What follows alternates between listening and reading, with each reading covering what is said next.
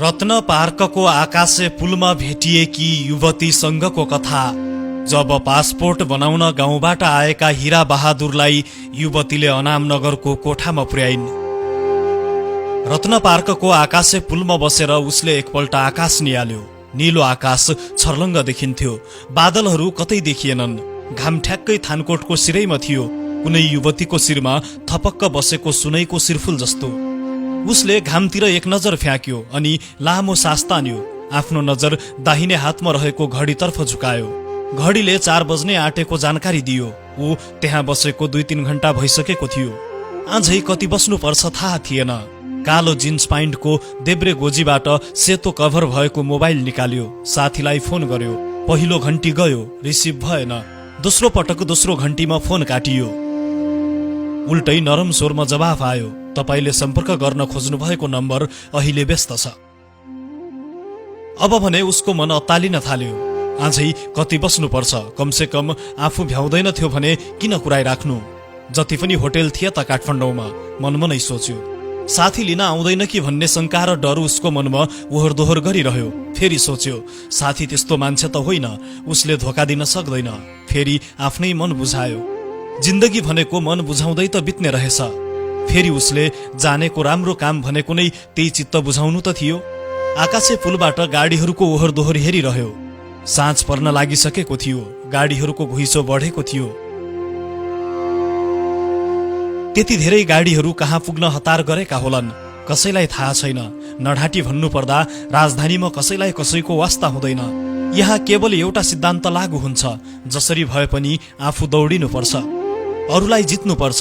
तर किन जित्नुपर्छ त्यो पनि कसैलाई थाहा छैन, केवल दौडिरहनुपर्छ। उसले दौडिएको गाडी हेरिरह्यो।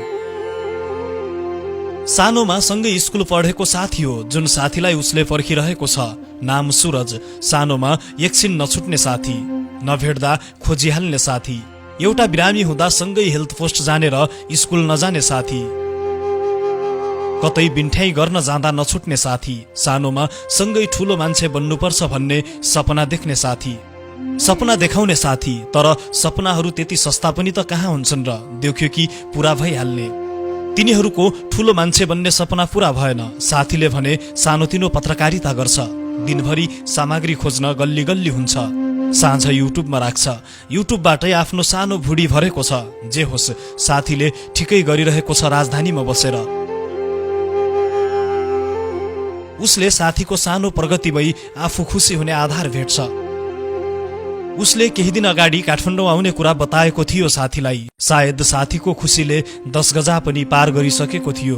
या हुन्छ, फोनमै जोडले चिच्याएको थियो र भनेको थियो, मेरैमा बस्नुपर्छ, बसुन्जेल मोज गर्नुपर्छ। धेरै समयपछि प्रत्यक्ष भेट हुनेवाला थियो, सायद 3 वर्षपछि, भर्चुअल दुनियाँको जमानामा। तर सँगै हुँदाको जस्तो खुसी फेसबुक, म्यासेन्जर, इमोमा कहाँ? यी सामाजिक सञ्जालको दुनियाँमा इमोसन कहाँ साटिनु? साथीको आग्रह कहिल्यै नाइ भन्ने जवाब पनि आएन। काठमाडौँ बसुन्जेल साथीसँगै बस्ने योजना बनायो। आउनु अगाडि फोन गर्नु, म लिन आउँछु। अस्ति साथीले यस्तै भनेको थियो, म आज नै आउँदैछु यार, लिन आउँछस् नि है। हिजो उसले खबर गरेको थियो, साथीले केही चिन्ता नल्याउ र ढुक्क हुन भनेको थियो। बस पार्कमा करिब 12 बजे बस आइपुगेको थियो। बसबाट ओर्लिने बित्तिकै साथीलाई खबर गर्यो। साथीले आज नयाँ फिल्मको प्रेस मिट रहेको जानकारी गरायो। त्यसो भए यतै होटेलमा बस्छु भने उसले। साथी हुँदाहुँदै किन होटेलमा बस्नु? साथी झर्कियो। साथी रिसाएको उसले कहाँ हेर्न सुन्न सक्थ्यो र? मनै त हो पग्लिहाल्यो। रत्न पार्क आएर बस्नु, म 5 बजे भित्र आइपुग्छु अनि कोठातिर जाम्ला, साथीले भन्यो। कोठा कहाँ हो र? उसले औपचारिकता मात्रै पूरा गर्यो, नत्र साथीको जवाबसँग उसलाई के सरोकार? नाम थाहा भए पनि ठाउँ चिनेको छैन। अनामनगर हो, तैले जान्दैनस्, त्यही बस्न, म आइहाल्छु त। साथीको अर्डर आयो। उसले कुर्न थाल्यो। उसले फेरि घडी हेर्यो, 4:45 भइसकेको थियो। साथी अझै आइसकेको थिएन। अब भने उसको शङ्काको नेप्से उकालो लाग्यो। साथी आउँदैन कि भन्ने 80% ढुक्क भयो। फेरि केही समय कुराउन जस्तो लाग्यो, कतै आइपो हाल्छ कि साथी? त्यसो त साथीले कहिल्यै धोका दिएको छैन उसलाई। ऊ घण्टा घरतिर नजर तिर्स्याउँदै बस्यो। साथी आउने छाँट देखिएन। बरु एउटी अपरिचित युवती दरबार मार्गबाट आई। उसले निहाल्न पाएको थिएन, सिडीमा उक्लिसकी। ऊ नजिकै आएर पुलको बारमा आडेस लगाउन थाली। दुवैजनाको नजरको बिन्दु घण्टाघरको टुप्पोमा गएर मिल्यो। उसले त्यस युवतीले थाहा नपाओस् भन्ने उद्देश्यले शिरदेखि पाउसम्म निहाल्यो। घुँडासम्म आएको खैरो लेदरको जुत्ता, कालै जिन्स प्यान्ट, कालो टी सर्ट, कालो लेदरको ज्याकेट, गोरो अनि बाटुलो अनुहार, नाक हल्का थेप्चिएको, आँखा मसिना मसिना, शिरमा कालो रेबनको चस्मा, तर मोहनी रूप। मुहार हेर्दा कुनै मंगोल युवती जस्ती, हुलिया हेर्दा हलिउडको कुनै अभिनेत्री जस्ती। उसले उमेर समेत अनुमान गर्यो, तर अनुमान 21 वर्षभन्दा माथि चढ्न सकेन। गाडीको कर्कस र मान्छेको कोलाहल अरूमा दुवैले ध्यान दिएनन्। बेला बेला उसले युवतीलाई हेरिरहन्थ्यो। युवतीले पनि उसको हेराइको किस्ता किस्तामा ब्याज चुक्ता गरिरहेकी थिए। यसपटक युवतीले उसलाई मज्जाले निहाली। युवतीले निहालेपछि उसले पनि आफूलाई एकपटक निहाल्यो। कालो कन्भर्स जुत्ता, कालो जिन्स प्यान्ट, एउटा रातो हुट अनि साथमा एउटा झोला। झोला भर्खर आफूभन्दा ठूलो आहारा खाएको सर्प जस्तो। पहिलो पटक राजधानी जो आएको थियो। केही बेरपछि केटीले मुख खोली, सोल्टी जाने हो? ऊ अचम्म पर्यो। युवतीलाई आश्चर्य मिश्रित भावले हेर्यो। उसको बोली फुटेन। उसले युवतीलाई हेरिरह्यो। जाने हो? फेरि युवतीले प्रश्न अघि सारी। कहाँ? उसलाई यति छोटो जवाफ फर्काउन मिनेट लाग्यो। कुनै चिनेको होटेल छ? युवती धेरै अगाडि बढिसकी छैन। उसले फेरि छोटो जवाफ दियो। उसले शहरको बारेमा कथा सुनेको थियो, तर त्यही शहरको साक्षी आफै बन्नु पर्ला सोचेको थिएन। गाउँबाट आएको हो? युवतीले ठूलो झोला हेर्दै भनी। आफूलाई युवतीले गरेको तिमी सम्बोधन चित्त बुझेन। यद्यपि को भावमा मुन्टो हल्लायो। युवतीले होटेलको प्रसङ्ग जोडेपछि नै उसले मतलब बुझिसकेको थियो। ऊ आफै पनि हट्टाखट्टा शरीरको ठिटो, खाइलाग्दो ज्यान, तातो खुन, जोसले भरिएको 24 र 25 बीचको उमेर। अगाडि सुन्दरी युवती। उसले आफ्नो पुरुष मनलाई काबुमा राख्न सकेन। कति हो र? सजग भएर सोध्यो। पैसाको कुरा पछि गरौँला, अहिले जाउँ यहाँबाट। युवतीले जवाफ फर्काई। कहाँ जाने त? उसले फेरि प्रश्न थप्यो। अनामनगर जाम्ला, मेरै कोठामा। कसैले सोधे, गाउँको साथी हो भनिदिन्छु, तिमीले कुरा नबिगार्नु नि। युवतीको कुरा उसलाई सही लाग्यो। फेरि साथीले कोठा अनामनगर नै भनेको थियो। तिम्रो कोठा अनामनगर नै हो त? उसले एकपटक रुजु गर्यो। युवतीले पक्काको संकेत गरी। दुवैजना सिडी ओर्लिए। युवतीले ट्याक्सी रोकी। ट्याक्सी नजिकै आयो। तिनीहरू भित्र पसे। म अनामनगर हिँडिसके, आइपुगेपछि फोन गर्छु, उसले साथीलाई मेसेज गर्यो। लगतै मोबाइल फ्लाइट मोडमा राख्यो। दाई गाना बजाउनुस् न, अलि ठूलो भोल्युममा। युवतीले ट्याक्सी चालकलाई भनी। ट्याक्सी चालकले गीत बजायो। ढल्न देऊ तिम्रो रूपको बदनमा।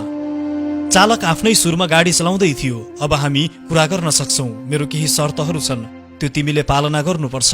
झ्यालबाट बाहिर नजर फ्याँक्दै युवतीले बोली। कस्तो शर्त हो नि? उसले अप्ठ्यारो मानेर प्रश्न गर्यो। पहिला भन न।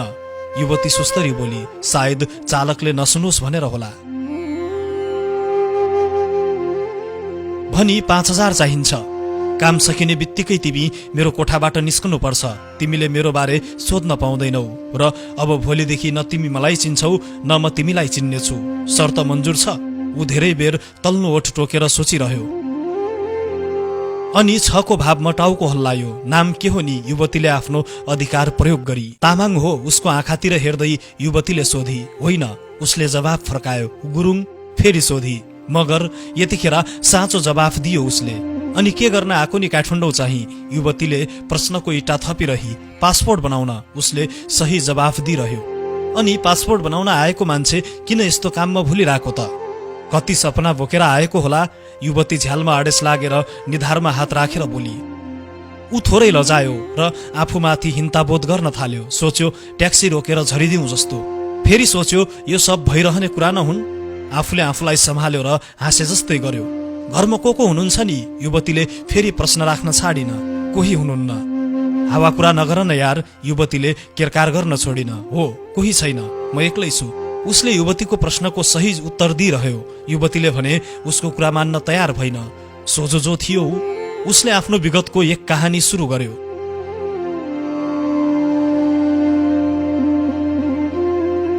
उनीहरूको एउटा परिवार थियो, 4 जनाको। सुखी परिवार, खुसी परिवार। उसको बुवा गाउँकै प्राथमिक विद्यालयमा पढाउँथे।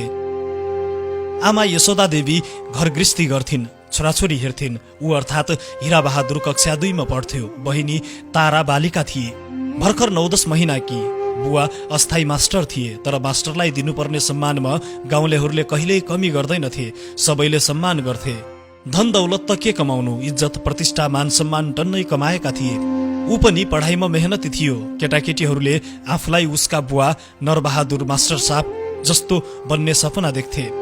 गाउँलेहरू आफ्नो छोरा हिरा जस्तै मेहनती होस् भन्ने चाहन्थे। एक दिन गाउँमा एउटा खबर आयो, चैतमासको डढेलो जस्तै फैलियो खबर। देशको लागि क्रान्ति गर्न जंगल हिँडेकाहरू गाउँ पसे। शिक्षक व्यापारीदेखि जागिरेहरूसम्म सबैसँग चन्दा उठाइयो। चन्दा नदिनेलाई सिधै थर्काइयो, धम्की दिइयो, कतिलाई बेपत्ता पारियो, कतिलाई मारियो। चन्दा माग्नेहरू उसको घरमा पनि नआउने कुरा भएन। मास्टर भनेर उसको बुवासँग 20,000 को चन्दा मागियो। त्यो जमानामा 20 लाख जस्तो लाग्ने। एउटा अस्थायी प्राविको मास्टरको तलब कति पो हुन्थ्यो र? त्यही माथि परिवार पाल्दा ठिक्क हुने। पहिलो भाका हप्तालाई दिइयो। बुवाले 20,000 जुटाउन सकेनन्। ऋणै गरेर चन्दा दिने कुरा पनि आएन। आखिर ऋणै मागे पनि कोसँग माग्नु? सबैको हालत उस्तै थियो। फेरि अर्को हप्ता म्याद थपियो चन्दाको लागि। बुवाले कसै गरी चन्दा जम्मा गर्ने छाँट देखिएन। नगद जम्मा गर्न नसकेपछि बुवाले प्रतिकार गर्ने सोच्नुभयो। केही दिनपछि कमान्डर सहित आए केही कार्यकर्ताहरू उसको बुवालाई उठाएर लगे। उनीहरू बुवा भोलिसम्म आइपुग्लान् भन्ने आशाको घर बनाएर बसे, तर बुवा फर्केर आएनन्। उनीहरूको आशाको घर चर्किन थाल्यो। पर्सिपल्ट बुवालाई खोज्न आमा घरबाट निस्कनु भयो। आमा पनि फर्किनु भएन। अब भने उसको सपनाको घर गर्ल्याम गुर्लुम ढल्यो। हप्तौं महिनौं दिनसम्म बुवा आमालाई कुरेर बसे, तर बुवा आमाको न सास भेटियो न लास। त्यस दिनपछि उसको जिन्दगीले अर्कै रूप लियो। सुरुको केही दिनहरू उसलाई गाह्रो भयो। बालिका बहिनीलाई लिएर जिन्दगी जिउन झन् गाह्रो भयो।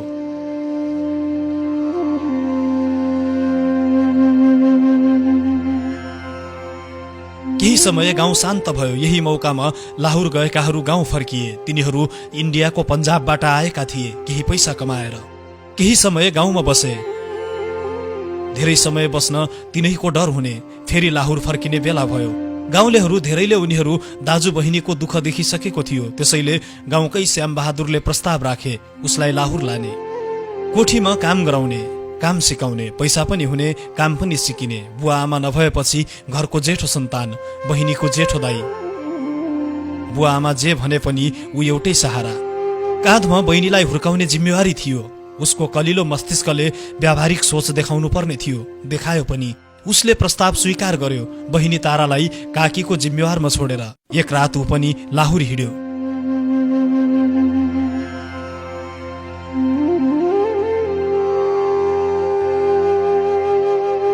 उसले पन्जाबकै एउटा कोठीमा काम सुरु गर्यो। काकाले अर्को होटेलमा काम गर्नुहुन्थ्यो। उसको सबै रेखदेख गर्ने काका नै थिए। तर गाउँमा बहिनी तारालाई कस्तो छ बुझ्न पाएन। उहिलेको समय अहिलेको जस्तो नेटवर्कको जमाना थिएन। हुलाक्कै जमाना। चिठी पाउन र पठाउन महिनौं वर्षौं दिन लाग्ने। यता गाउँमा काकी एकाएक थला परिन्। कतै नजिक हेल्थ पोस्ट थिएन। रोग जचाउन कोसौं टाढा सदरमुकाम जानु पर्थ्यो। काकीले रोग जचाउन सकिनन्।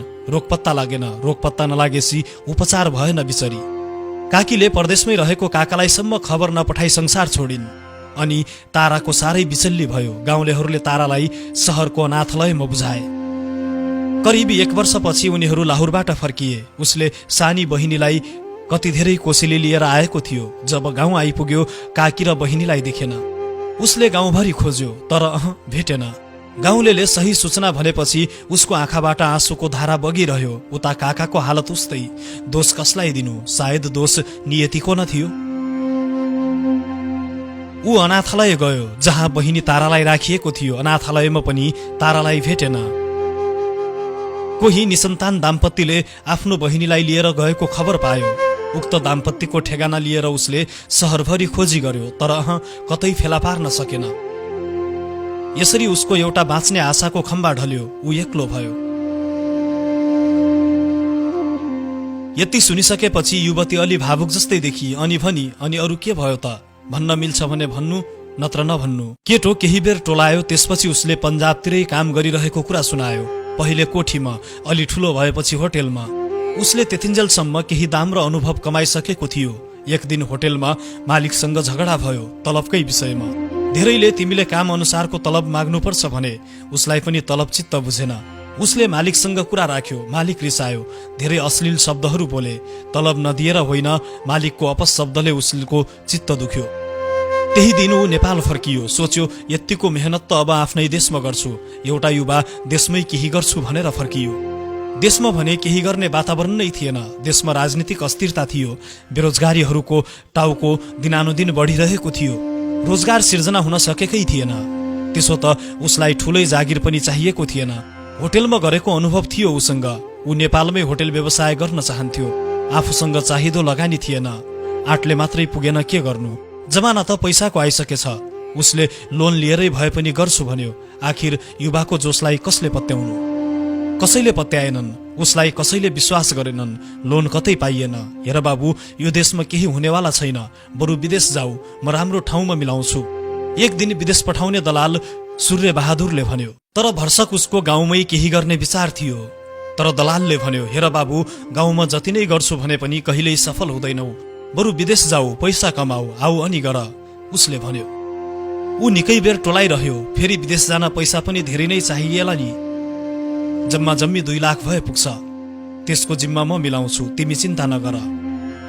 कति सजिलैसँग भन्यो उसले। उसलाई भने त्यो विदेश जाने पैसाले यतै केही गर्न सकेको भए हुन्थ्यो कि भन्ने लाग्यो। तर साइनोले भेना पर्ने उसले भनेको कुरा टार्न पनि सकेन। कहिलेकाहीँ सानोतिनो अप्ठ्यारोमा सम्झिरहनु पर्ने मान्छे थियो ऊ। उसो त व्यवहारको नराम्रो मान्छे पनि होइन।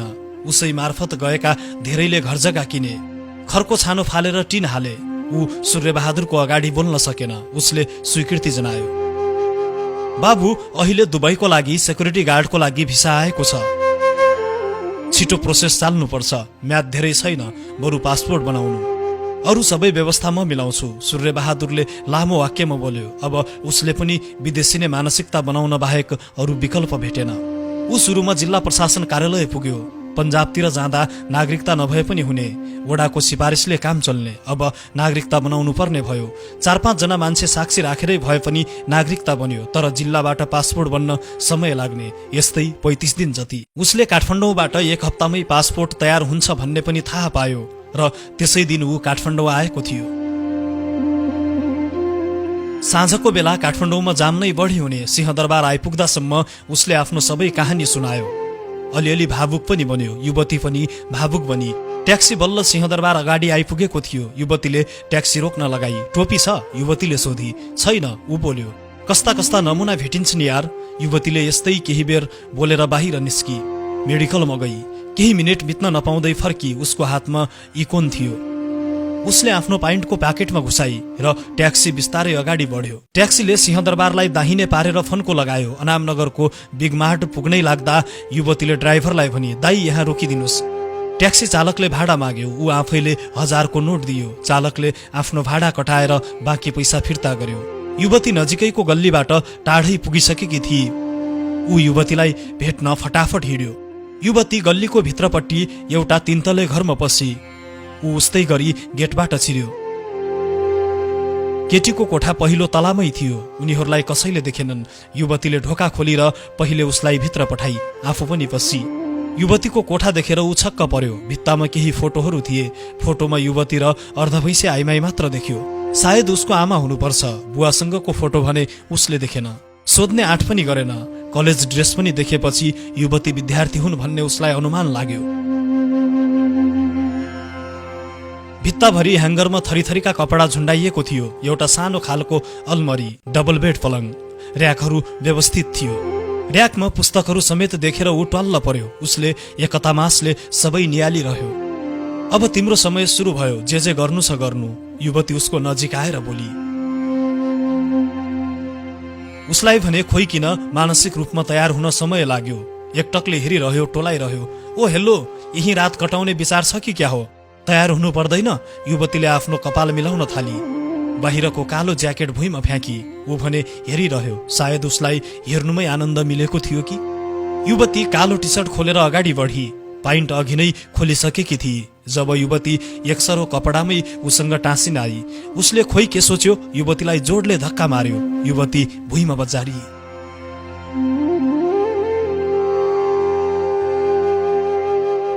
तिम्रो नाम के हो? उसले युवतीलाई सोध्यो। शर्त बिर्सिस? युवती पनि के कम। जङ्गी, मलाई तिम्रो बारेमा जान्नु छ। उसले आफ्नै कपाल मुछार्दै भन्यो, भन तिमी को हौ, यस्तो काम किन गरिरहन्छौ? साले औकात देखाइस् होइन, त आफ्नो काम गर्न आएको, आफ्नो काम सकेर जान। युवतीले अरू पनि अपशब्द बोली। उसले केही बोलेन। कोठामा केही बेर मौनता छायो। मलाई तिम्रो बारे बताऊ, म पनि तिम्रो कथा सुन्न चाहन्छु। ऊ फेरि बोल्यो, मेरो कथा सुनेर चाहिँ के गर्छौ तिमी? मेरो बारे कथा लेख्छौ? दुनियाँ सामु मलाई चिनाउन खोजेको छौ कि मलाई माध्यम बनाएर आफू चर्चामा आउन खोजेको छौ? युवती झन् जङ्गी, लगतै भावुक बनी।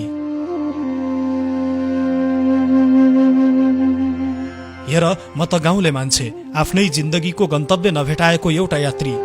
तिम्रो लागि गर्न त म केही सक्दिन, तर म जान्न चाहन्छु तिमी को हौ, कसरी यो पेसामा आयौ। आफ्नै शरीर बेच्नु बाहेक अरू पनि त थिए होला नि यो सहरमा काम। दुनियाँ बाँचिरहेकै छ, के बाँच्ने आधार यही मात्र भेट्यौ? ऊ थोरै भावुक भएर बोल्यो। युवतीको आँखाबाट पनि आँसु खस्यो। दुवै केही समय बोलेनन्। फेरि कोठामा केही बेर मौनता छायो। मेरो नाम तिर्सना, घर बुटवल। धेरै बेरको शून्यतालाई चिर्दै युवती बोली, हाम्रो पनि एउटा परिवार थियो, 3 जनाको। दाइ पनि हुनुहुन्थ्यो, बित्नुभयो। बाँकी हामी 3 जना भयौं, बुवा, आमा र म। बुवा सधैँ रक्सी खाएर घर आउनुहुन्थ्यो। घरमा जहिल्यै झगडा हुन्थ्यो। हुन त 9 वर्षकै कलिलो उमेरमा छोरा गुमाउनु जत्तिको ठूलो पीडा अरू के हुन सक्थ्यो र? त्यसो त दाइ हाम्रो आफ्नै रगत थिएन। आमा पछि भन्नुहुन्थ्यो, दाइलाई अनाथालयबाट ल्याएको हो। तर सम्बन्ध रगतले मात्रै बन्ने चिज कहाँ हो र? जरुरी त आफ्नोपन पो हुन्छ। दाइ बितेसी बुवाले आफूलाई सम्हाल्न सक्नु भएन। एक दिन बुवाले पनि हामीलाई छोडेर जानुभयो। हामी 2 जना मात्र भयौं। आमाले मलाई सुख दुःख गरेर हुर्काउनु भयो। भोकै बसेर मेरो पेट भर्नु भयो। आफू कठ्याङ्ग्रिएर मलाई न्यानो दिनुभयो। आफू जागेर मलाई निदाउन दिनुभयो। आफूलाई जस्तो भए पनि मलाई सधैँ खुसी राख्ने कोसिस गर्नुभयो। बुटवलमा घर छ भनेर के गर्नु? गरिबहरूको लागि के सहर के गाउँ? घरको व्यवहार बिग्रिँदै गएको थियो। म ठुली हुँदै थिएँ। आमा घर व्यवहारले थिचिँदै जानुभयो। आमालाई बिस्तारै रोगहरूले सताउन थाल्यो। बिरामी भइरहनुहुन्थ्यो।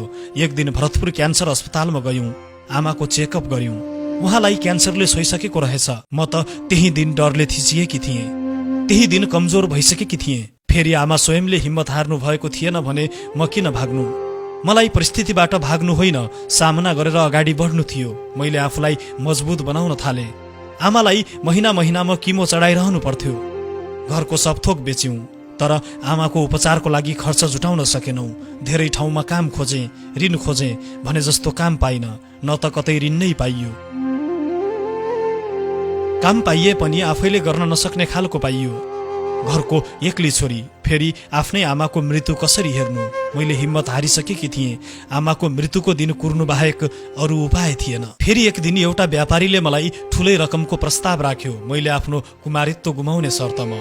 सुरुमा त लाग्यो गलत काम गरेर आमाको जीवन बचाउनुको के अर्थ, यो काम गर्दिन। फेरि अर्को मनले सोच्यो, जीवनले पनि केही पाप र धर्म भन्छ र? फेरि आमाले अर्को जीवन पाओस् न, धर्म नै कमाउने दिन पनि त आउला। मर्नुभन्दा बौलाउनु ठिक जस्तो लाग्यो। यो भन्दा अरू उपाय पनि छैन जस्तो लाग्यो। अनि मैले कुमारित्व बेचिदिएँ 15,000 मा। त्यसपछि मैले आफूलाई बेचिदिएँ। ठूला ठूला व्यापारीहरू आउँछन्, नेताहरू आउँछन्, सहरका धनाढ्य व्यक्तिहरू आउँछन्। तिमी जस्तो केटादेखि मेरै उमेरको तिनीहरूलाई यौन सन्तुष्टिको चाहना, मलाई पैसाको आवश्यकता। सोच्नेहरू जे सोचुन्, आफैलाई गलत गरे जस्तो कहिल्यै लाग्दैन। मैले आफ्नो आमाको जीवन किन्न आफैलाई बेचेकी हुँ। म प्रत्येक दिन फरक फरक मान्छेहरूसँग ओछ्यान तताइरहन्छु। घरिघरि त सोच्छु, मैले पाप बेचेर धर्म कमाएकी छु कि धर्म बेचेर पाप कमाएको छु? कुनै न कुनै दिन समयले मलाई अवश्य जवाफ देला। मैले धेरै स्वभावको मान्छेहरू भेटेको छु, धेरैको व्यवहार निहालेकी छु। फेरि तिमी जस्तो ग्राहक आज पहिलो पटक भेट्दैछु, जसले मेरो यथार्थलाई नजिकबाट बुझ्ने कोसिस गरेको छ, मलाई बुझ्ने कोसिस गरेको छ। युवती रोकी र रुन थाली। उसले युवतीलाई सम्झाउन खोज्यो तर सकेन। ऊ आफैलाई पनि खुब आत्मग्लानी भइरहेको थियो। अब त बुझ्यौ होला नि। युवती भित्तामा आडेस लगाएर रुन थाली। उसको मुखबाट जवाफ निस्किएन। ऊ मूर्ति बनेर उभिरह्यो। गोजीमा हात हाल्यो र केही पैसा निकाल्यो। करिब 6-7 हजार थियो कि उसले गन्न सकेन। यति नै पैसा उसको हातमा थमायो। युवतीले पैसा लिन मानिन। राख न, पछि काम लाग्ला। उसले फेरि पैसा हातमा राखिदियो। युवती आँझै रोइरहेकी थिए। उसको पनि आफ्नो कारण आँसु खसेकोमा चित्त दुखेको थियो। त्यसैले धेरै बेर बस्न चाहेन। आफ्नो झोला बोक्यो र ढोका खोल्यो। ढोकाबाट बाहिरिनु अघि उसले अन्तिम प्रश्न गर्यो, तिम्रो बुवाको नाम के हो? चन्द्रप्रकाश। युवतीले जवाफ फर्काई। उसले अन्तिम पटक युवतीको अनुहार राम्रोसँग निहाल्यो र ढोका बन्द गरेर बाहिरियो। त्यतिन्जेलसम्म साथी अनामनगरको बिग मार्ट अगाडि कुरिरहेको थियो। भेट भयो, हात होइन ज्यान मिलाए। अङ्कमाल गरियो धेरै बेर। धेरै ढिलो गर्न पनि चाहेन। बिग मार्टबाट तेस्रो लागेर भित्रको गल्ली पसे। साँझ कोठामा खाए पिए। वर्षौंदेखिको एउटा उत्सव नै मनाए। साथीले धेरै खाएर होला साथी निदाइहाल्यो।